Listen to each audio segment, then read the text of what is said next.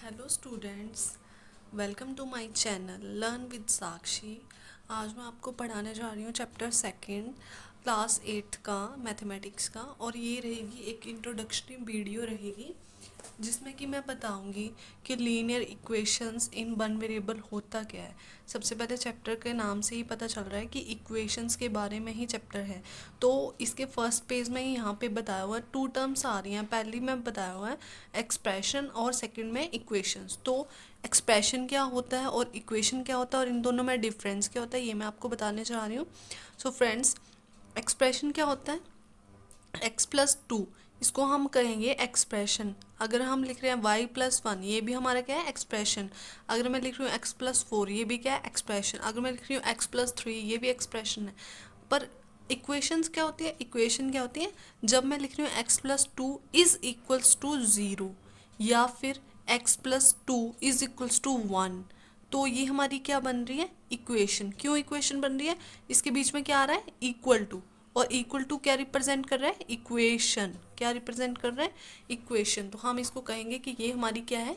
Equation है। ठीक है। इसी तरह से एक एग्जांपल और ले रखा है y+4 इज इक्वल्स टू 0, तो ये इसको भी हम क्या कहेंगे? इक्वेशन, क्योंकि इक्वल टू का साइन आ रहा है ना। तो ये हमारी आगे equation. z+2 is equals to 3 ये भी क्या है? हमारी इक्वेशन। तो आई होप आपको समझ आ गया होगा इक्वेशन क्या होती है, जिसके बीच में इक्वल टू लगा होता है। किसी भी एक्सप्रेशन को रिप्रेजेंट करके आगे equal to is equals to आगे कांस्टेंट कोई टर्म हो, ज़ीरो हो, उसको हम कहते हैं इक्वेशन। और ये हमारे पास क्या है? Simple expressions. ओके। नेक्स्ट आ गया लीनियर इक्वेशन। अब मैं बता रही हूँ कि चैप्टर का नाम क्या है? Linear equation in one variable. तो हमें पहले पता होना चाहिए इक्वेशन क्या होती है, जो मैं आपको बता चुकी हूँ। अब मैं नेक्स्ट बताने जा रही हूँ कि लीनियर इक्वेशन क्या होती है। लीनियर इक्वेशन क्या होती है?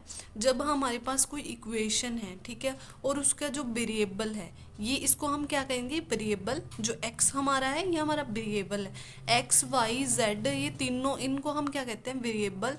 और जो नेक्स्ट टर्म्स आ रही है, जैसे 1 आ रहा है, 4 आ रहा है इक्वल टू के इस पार, तो ये हमारी क्या होती है? कांस्टेंट टर्म होती है। तो जब मैं बताने जा रही हूँ कि लीनियर इक्वेशन क्या होता है, तो जब भी वेरिएबल की वैल्यू हायर पावर, वेरिएबल की higher power, higher degree, higher power जो है वो अगर 1 है, 2 है, 3 है, ठीक है, ऐसे चेंज होती है।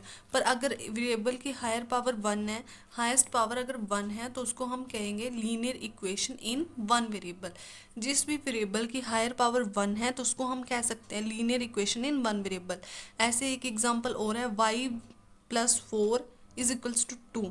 और इसमें भी आप चेक करो कि y की हाईएस्ट पावर कितनी है। जिसकी पावर कुछ नहीं होती उसकी पावर 1 होती है, तो हाईएस्ट पावर कितनी है हमारे पास? 1। तो इसको भी हम क्या कहेंगे? लीनियर इक्वेशन इन इन वन वेरिएबल। ठीक है, ये आ गया हमारा इन वन वेरिएबल। अब जैसे ये है, x की पावर यहाँ पे कितनी है? 2। x की power 2 plus 2x plus 11 is equals to 0। Equals to का साइन है, ये तो समझ आ रहा है कि है तो ये इक्वेशन ही, पर क्या ये linear equation in one variable है? तो स्टूडेंट्स बताओ, क्या ये है? कमेंट सेक्शन में बताना। चलो मैं बता देती हूँ। इसकी पावर यहाँ पे 2 है, और मैंने अभी बताया कि जिसकी पावर, जिस वेरिएबल की हाईएस्ट पावर 1 होगी तभी हमारी वो linear equation in one variable कहलाएगी। और यहाँ पे हाईएस्ट पावर कितनी थी? 2 है। और ये आपको अभी नहीं देखने को मिलेगा, ये क्लास 9th में मिलेगा। ओके स्टूडेंट्स, जो आगे बढ़ते हैं, नेक्स्ट क्या आ रहा है? Solve equations. कि हमें इक्वेशंस कैसे कैसे सॉल्व करने होते हैं, कैसे कैसे इक्वेशंस देखने को मिलेंगे। जैसे अभी एक्सरसाइज 2.1 आएगी, 2.2 आएगी, उसमें बहुत सारे क्वेश्चंस आपको देखने को मिलेंगे।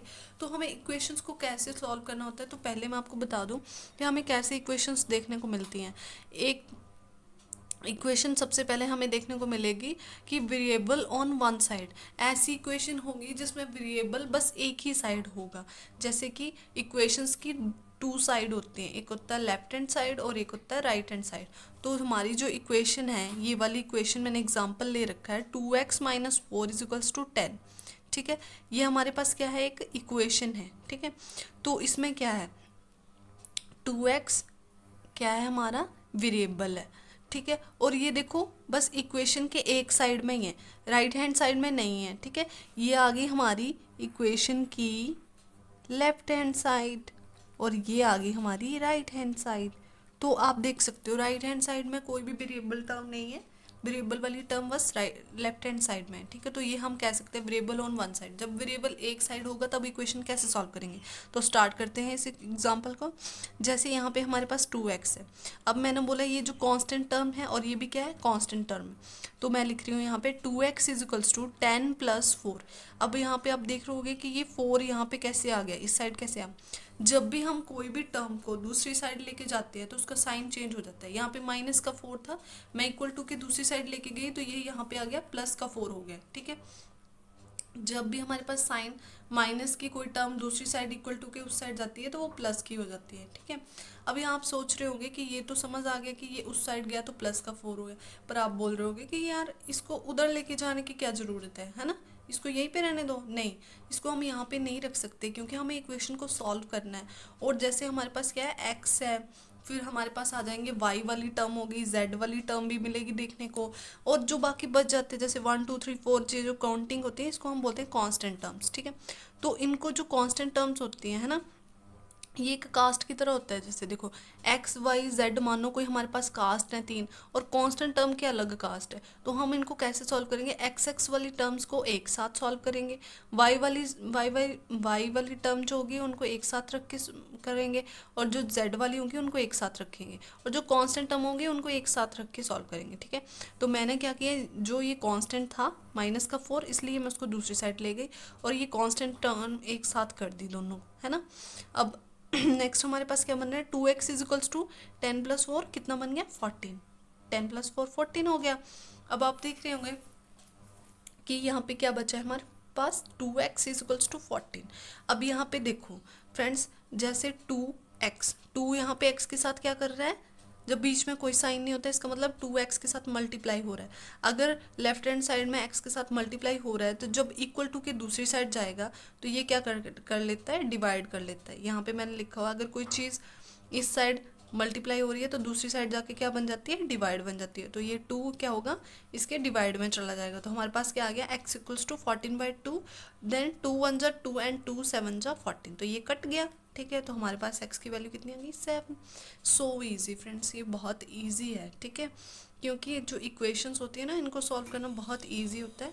मैं आपको इसीलिए बोल रही हूँ कि आप एक बार इंट्रोडक्शन का वीडियो ज़रूर देख लेना, क्योंकि अगर इंट्रोडक्शन देख लोगे तो आगे इक्वेशन सॉल्व करना बहुत ज़्यादा इजी हो जाएंगी जब आप एक्सरसाइज पे पहुँचोगे।